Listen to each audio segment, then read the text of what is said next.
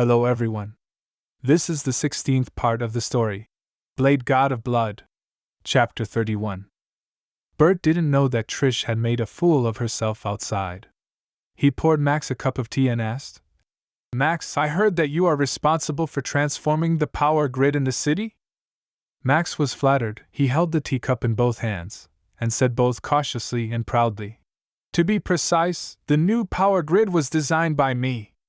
I am the best engineer of the Osborne Group." Bert asked, "Then why isn't your name on the design?"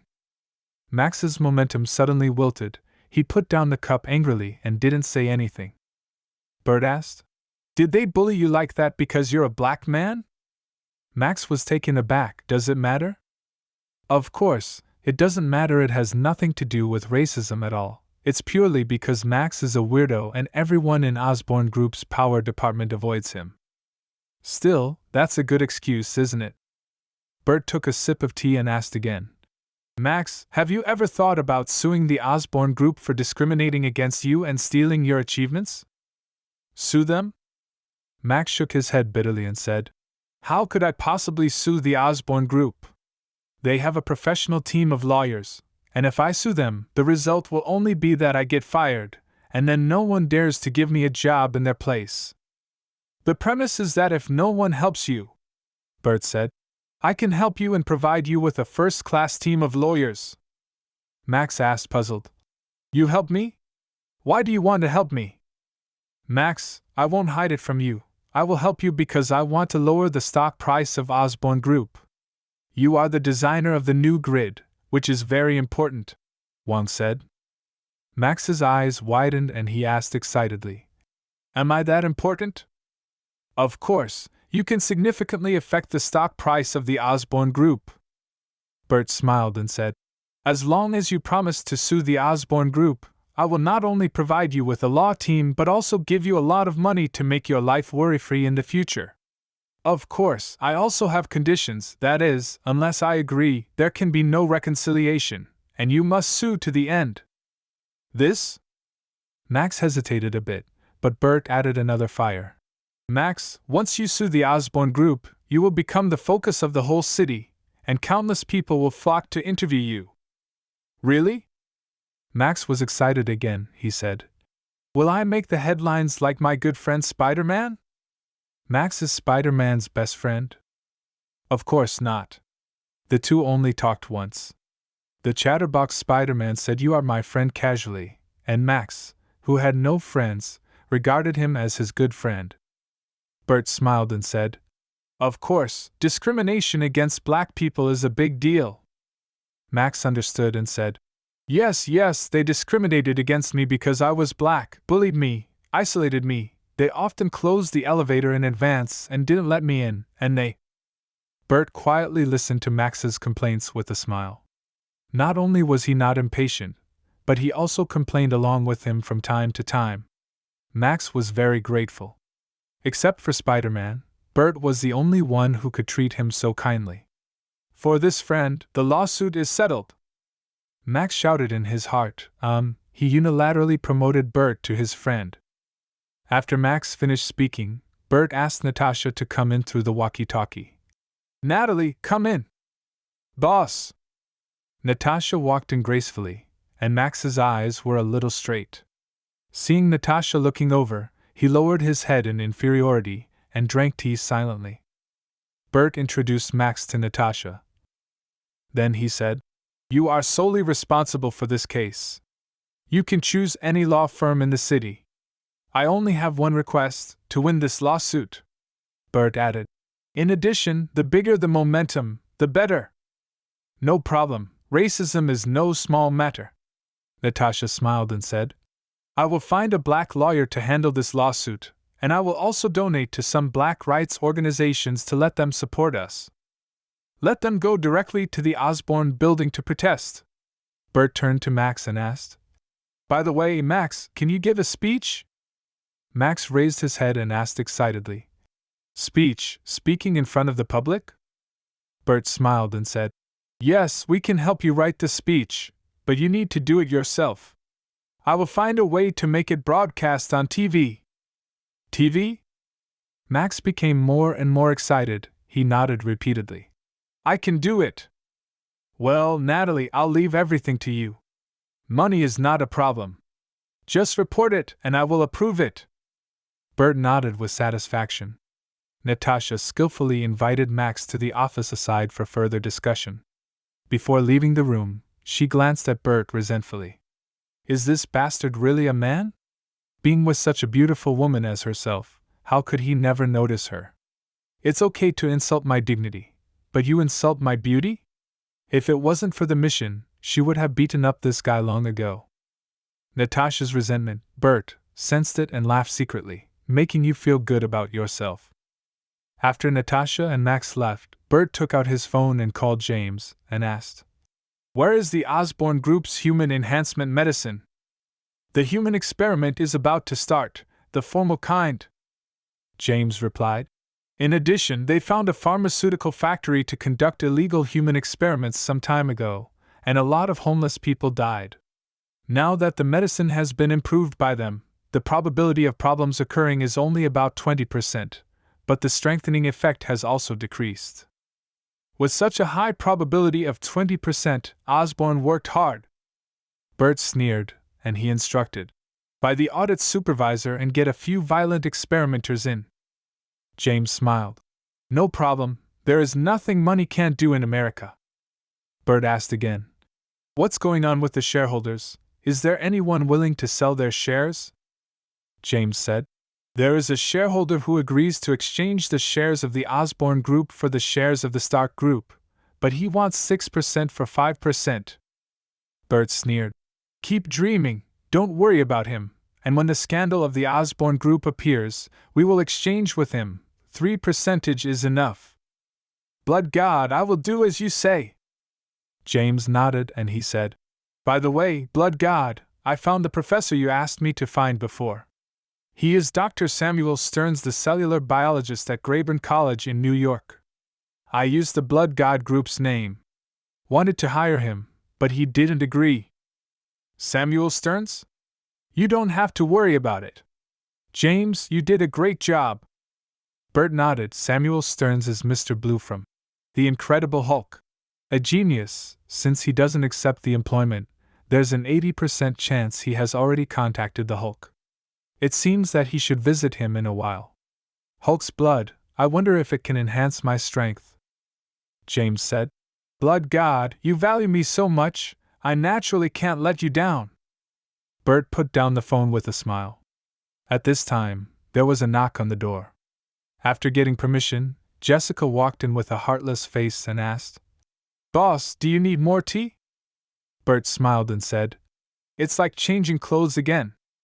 You are kidnapping. Jessica gritted her teeth, and Bert motioned her to come up to add tea, and then asked, You can run away, why are you still here? The old woman said that there was chi in my body. If I dared to escape, the chi would attack and make me feel unbearable pain. Jessica said with hatred as she raised the kettle to add water to Bert's teapot. Her skills were not good. The wicked need the wicked to grind. Bert laughed, and Jessica glared at him. After adding the water, Jessica hesitated and asked, Where's that guy? Bert took a sip of tea and said, Forget about him, he won't show up again in the future, don't mention it again. It's best if he doesn't show up. Jessica was relieved. She glanced at Bert and said, You too. Bert smiled and said, Of course, those who owe the debt do not want the creditor to appear, but that is impossible. You can work here with peace of mind. When the money is paid, I will naturally let you leave. I will pay you back for that piece of glass. Although you are trying to trick me, what glass is worth tens of thousands of dollars? Jessica gritted her teeth and said, However, can you ask that old woman to accept Trish as her apprentice? Trish wanted to practice kung fu, she even knelt outside. She knelt? Bert was a little surprised. He went out to take a look, and immediately smiled. She is very smart, she is not ashamed, and she fulfills the requirements. Jessica boasted. Trish has always been very smart. She is a child star. Why does she want to learn kung fu so much? She doesn't look like a kung fu fanatic, Bert said. Jessica said, because kung fu is the one way to make ordinary people a superhero. If you want to be a superhero, the rich rely on technology, and the poor rely on mutation. Your sister can try mutation, Bert said. The Daredevil, who has been very popular in Hell's Kitchen recently, was mutated by chemical substances when he was a child. That Spider-Man should also be, eh? As soon as he mentioned Spider-Man, Bert found Peter Parker taking pictures of Trish at the door. He just graduated from high school and was working as a photographer. In short, he took some interesting pictures to sell to Daily Bugle in exchange for rewards. But interesting pictures are not so easy to find, so Peter often sells his pictures to the Daily Bugle pictures of Spider-Man. Trish didn't notice anyone was taking pictures. She was a little thirsty, so she pulled the veil off and took a sip of water, then pulled it back up again, and this scene happened to be photographed by Peter. Jessica didn't notice Bert was distracted. She asked in surprise, "The rich rely on technology, and the poor rely on mutation? Hey, wait, do you know Daredevil and Spider-Man?" Bert smiled and said, "I also know Tony Stark. He owes me a lot." Jessica didn't believe it at all. She sneered. "I had dinner with Bill Gates yesterday." Bert laughed and didn't explain much. Jessica glanced at him and asked, "You are so strong, why don't you become a superhero?" "I'm a vampire, a natural villain. I can't be a superhero. Besides, who stipulates that a strong person must be a superhero?" Bert sneered. "Also, I'm so rich, wouldn't it be better if I want to help people I'll just send my men? Do I need to do it myself?" Speaking of this, Bert suddenly thought in his heart, should he hire a few superheroes as his subordinates, so that it will be more convenient to do things in the future? After all, the future is the age of superheroes. However, it is almost impossible to accept superheroes as subordinates. Superheroes cannot be moved by money. Bert thought to himself, if that's the case, why not train a few superheroes? These two are quite suitable. Jessica Jones in this world has not been spoiled by the Purple Man, and the training value is very high. As for Trish Walker, her prototype seems to be a superhero. Vampire? Then I'm a werewolf. Naturally, Jessica didn't know that someone was thinking about her. She sneered. Also, you are the owner of a small tea house. Why are you pretending to be rich? Sooner or later, your broken tea house will close down. I have never seen a tea house make a membership system. Bert smiled but said nothing. With his wealth, it is difficult to close down. Jessica hesitated and asked again. If you are not a superhero, wouldn't it be a waste of the ability God gave you? Is that what Trish told you? Bert said. Don't be bound by this kind of words, be yourself, help if you want. If you don't want to help, don't do it. The most important thing is to live comfortably. People should live for themselves, not for others. Am I living comfortably? Jessica muttered to herself, and then she said to Bert with disgust. God gave you the ability, what a waste! With your character, it's a miracle that you can survive until now without being beaten to death. Bert complained. He waved his hand and said, Go find that kid outside, ask him to be a sparring partner, 2 hours a day, high salary. Jessica glanced at Peter outside and said disdainfully, That skinny boy looks like a monkey? I can kill him with one punch. Bert sneered. Who was beaten by a weak old lady before begging for mercy? How can I beg for mercy? And that's because I respect the elderly. Jessica snorted and walked out angrily. Trish was overjoyed when she saw her. Jessica nodded at her, opened the door and walked to Peter's side, and said about Bert's appointment. Sparring? Peter was stunned for a moment, then waved his hands. Well, I'm sorry, I don't like fighting, I still have something to do. After finishing speaking, Peter turned around and strode away. He was still in a hurry to hand in the photos. He didn't know that this time, the only photo that was selected is the photo of Trish drinking water. Although Trish is a former star, she was once popular after all. Jonah Jameson, the owner of the Daily Bugle, recognized her at a glance and was overjoyed. This is good news. X-star, mentally ill, kneeling in front of the tea house begging. Perfect. Bert did not stop Peter from leaving. After all, he knew that Peter would come back because he was a poor man. A noble, poor guy. Chapter 32. Jessica didn't care about Peter's departure either. Anyway, she didn't plan to be a good employee. She walked back to the door and said to Trish, "Trish, do you want to keep kneeling here?" Trish said firmly, "I must learn Kung Fu." Jessica said unhappily, "Why? What's there to learn about Kung Fu?" Trish looked at Jessica with resentment. If she wasn't her sister, she would have beaten her up. This world is very unfair. Some people can't get what they try hard to get, but others can have it casually, and even look at it with disgust.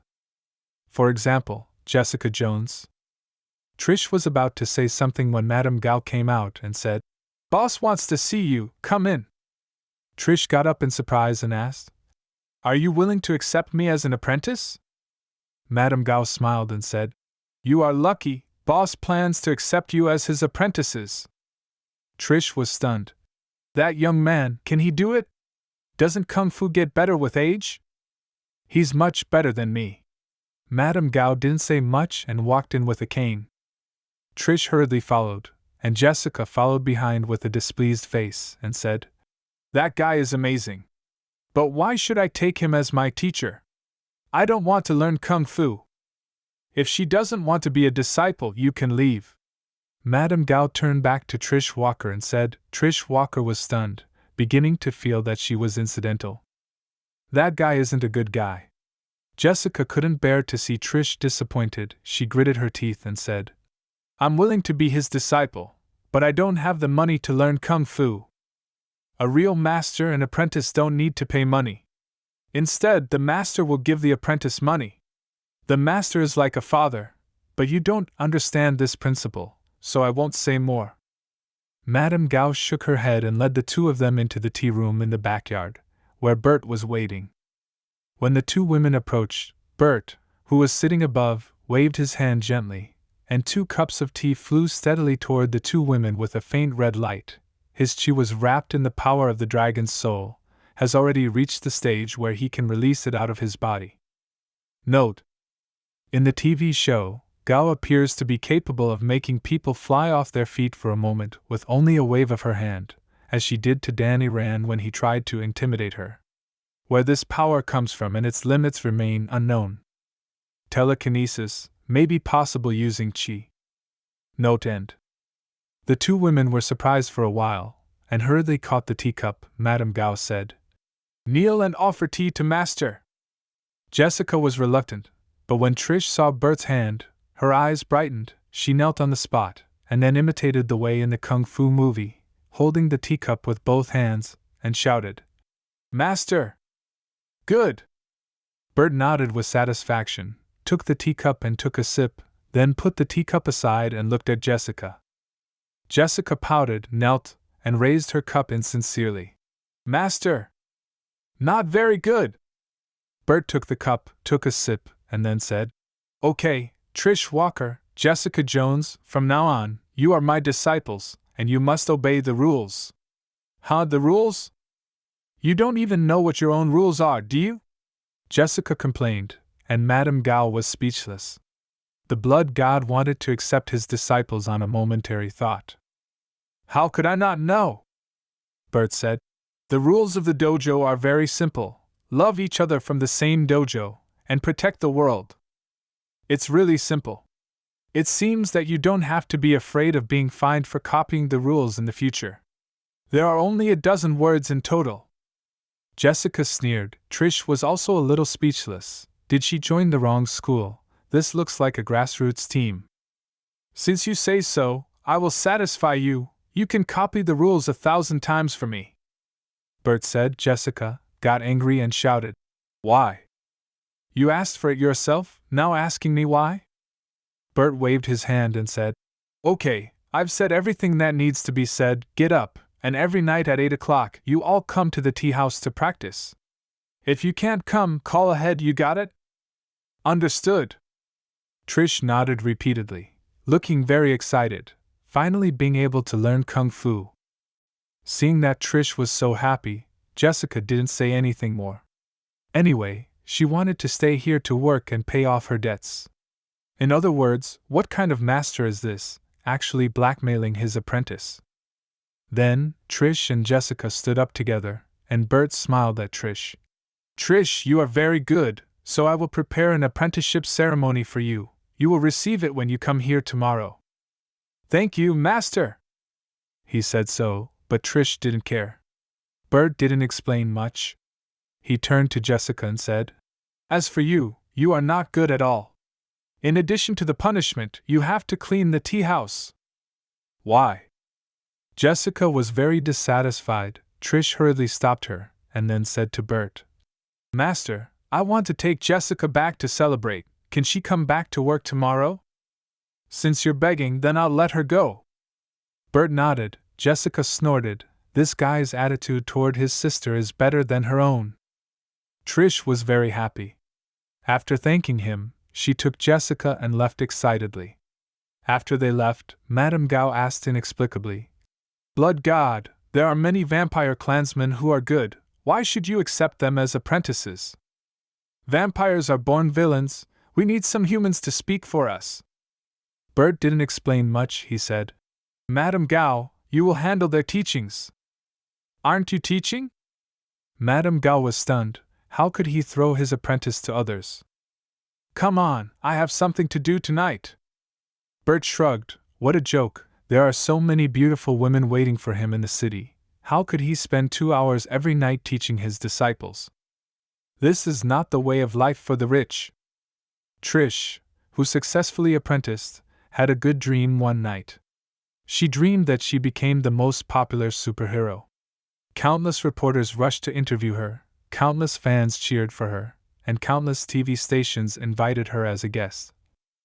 It's just that when Trish woke up, she found that the reality was super cruel. She was on fire, but not the kind of fire she wanted. Child star, went insane, kneeling in front of the tea house and begging? Daily Bugle, I'm going to sue you! When Trish saw the news, she shredded the newspaper on the spot in anger. She was born as a child star and knew very well what consequences such negative news would bring. Others will ridicule her wildly, the radio station will temporarily stop her program and suspend her. As for when she can come back, it depends on luck. This is a big crisis in Trish's star journey. Calm down, calm down. As long as you think of a good excuse, there should still be a chance to turn around. Environmental protection, protest, or performance art?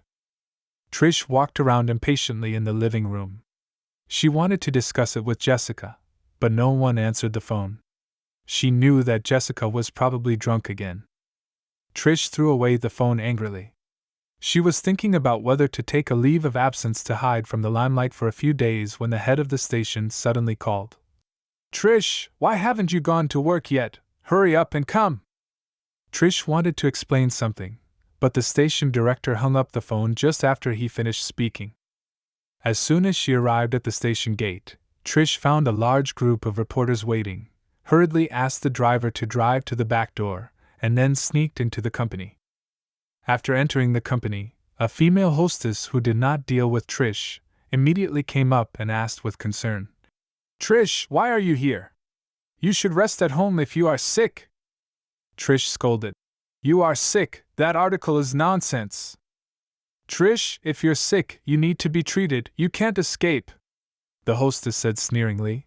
Otherwise, God knows what shameful things you will do. Trish gritted her teeth. She was about to tear the woman apart when the director's secretary shouted, Trish, the director asked you to come and see him immediately. Okay. Trish hurriedly agreed, glared at the hostess, and strode toward the director's office. The colleagues around her looked at her with pity and schadenfreude. In their opinion, Trish was probably going to be suspended from the snow. Trish, your show, I will host it for you in the future. You don't have to thank me, I will do it. The hostess laughed from behind, and Trish wanted to turn around and smash a hole in her head with her high heels. This woman is so hateful. Trish took a deep breath and calmed herself down, then she knocked on the door and entered the director's office. Sir? Trish wanted to explain it well, but as soon as she opened her mouth, the director said, Trish, your program has been upgraded to a social program. There is a big interview at noon. You should read the information immediately. Director, my show, eh? Trish reacted and asked in astonishment. Director, do you want to upgrade my show? Trish's Trish Talk is entertainment talk. In short, it's a talk on the radio about parental short stories, emotional entanglements, etc.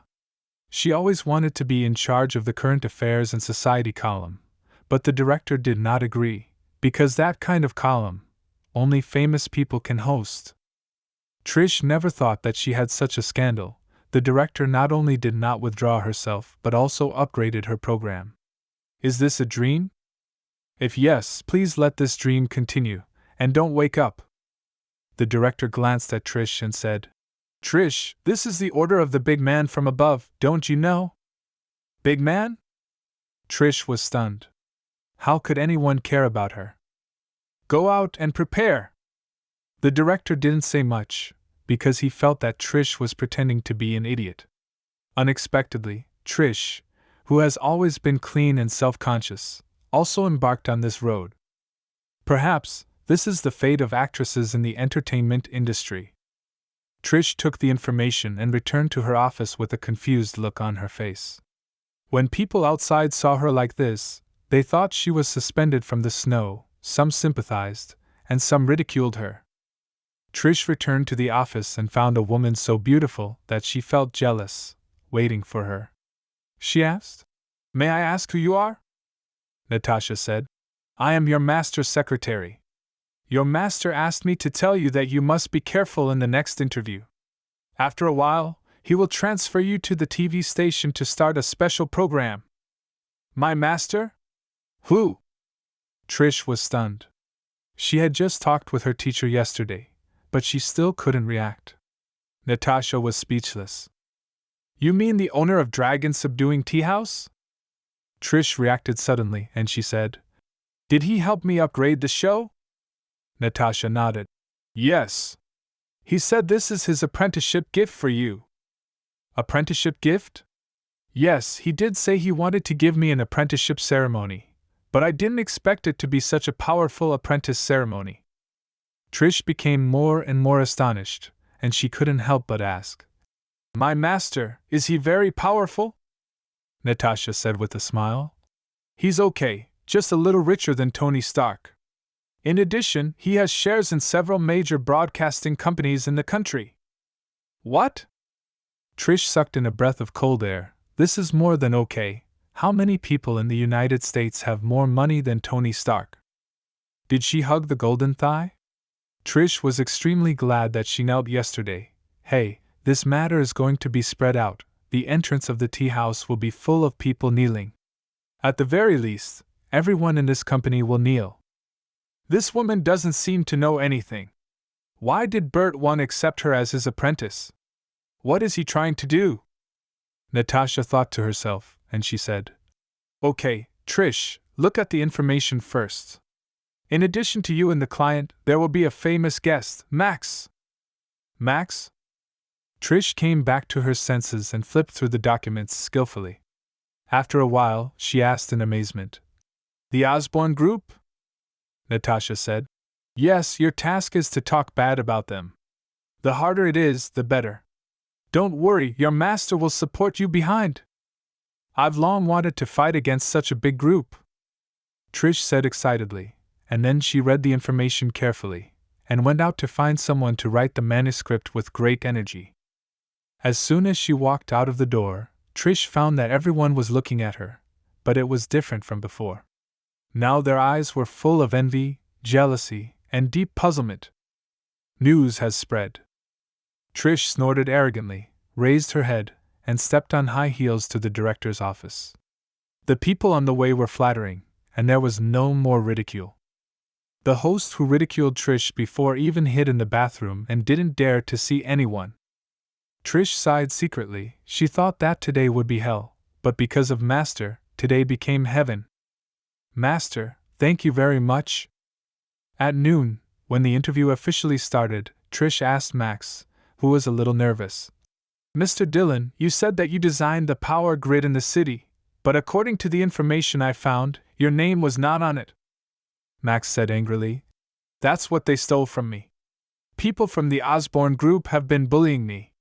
On my birthday a few years ago, they not only didn't congratulate me, but they also made me work overtime. Trish asked knowingly. Mr. Dillon, why did Osborne's people bully you? Max replied according to Natasha's explanation. Because I'm black, they discriminate against me. If I were white, I'd be a department manager now. I'm the best engineer in the company. The guest Max said angrily when he heard the words. Max, what are you talking about? Osborne's people are so excessive. That's right, Osborne's people are just so excessive. There are almost no black people in Osborne's top management, but all white people. Max shouted.